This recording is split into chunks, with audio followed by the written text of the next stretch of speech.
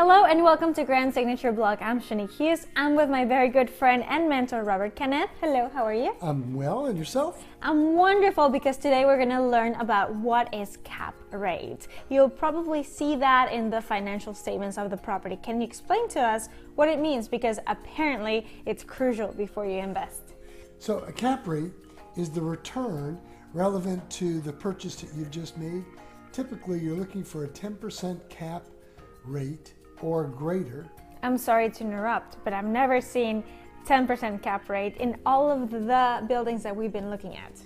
We've been looking at single-family homes. Typically, you don't use cap rates on single-family homes. But we also saw the commercial buildings. On commercial buildings. But typically, a cap rate is indicative of the quality and the location of the property. So we've seen 4%, 3% cap rates, and that's telling me that the properties are AA plus properties. I'm not in the business as an investor to buy AA plus properties. It's like buying fair market value, retail side. Well, yeah, I've had too many friends, other investors, point up to a gorgeous building. The building is worth $10, $20 million, and they say to me, "Do you see that building, Rob?" And I go, "Yeah, I own that building." I go, "Great." They go, "Yeah, I lose $1 million a year." Okay, I'm going, that's not what we want to do. That's not what I want to do. The higher the cap rate, the better. It's better for a return, but typically you're buying, properties are denoted by A, B, C properties. I have an A property, I have a B property, I have a C property. Right, and you have levels in between. It's an A plus, it's a B minus. There's no guide to determine, but it's based on location. You'll get a 10% cap rate. That's an above average property, and you're making a nice return on your investment. That means that's an ROI of 10% when you see a cap rate. That's correct. That's your return. That's like saying, hey, I'm going to put this in the bank, and that's my return on investment. They don't call it ROI. They just call it cap rate. So you have different levels of property, A, B, C. You have different cap rates. Typically 10% is nice, 12% is better. But then you have really high-end properties that have a much lower cap rate. There's very little you're doing to it. It's automatically being run in effect by itself. 3%, 4%. You just collect the check. You know, they were saying to me that in New York City, the cap rate is standard 3%.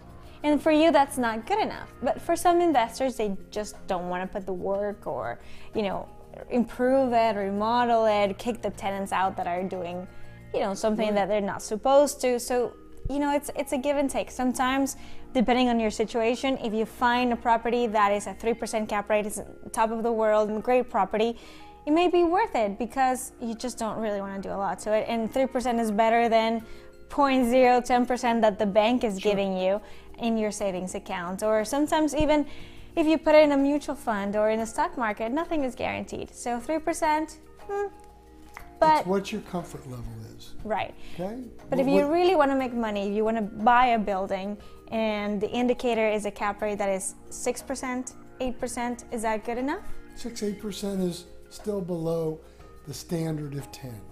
Okay. 10 is kind of like right where you want to be or higher. Okay, now the higher it is, means you have a little bit more of a risk, or you've got more work that's got to be done. Right. But that's why we're in this business. We're in it to win it. To improve. Right. To remodel, to have new tenants, or to raise the tenants' rent. If it hasn't been raised in the past, 2 years or 5 years, there's just so much room where you can grow. You want to increase value. By increasing value, especially when it comes to commercial real estate, there's a formula. You don't need to know it right now. Just trust me. Real estate is the vehicle. End of story. It's withstood the test of time. They're not making any more earth. Right now, the supply is low. The demand is high. I've said over and over, real estate is always the right place, and it's always the right time. So take advantage. Absolutely. Thank you so much for watching. If you like the channel, subscribe. If you want to contact Rob, how can we do that? Hot Foreclosure, HOTFORCLSR at AOL.com. Call me, 954-494-2054. Don't go anywhere. Subscribe and join the investment community.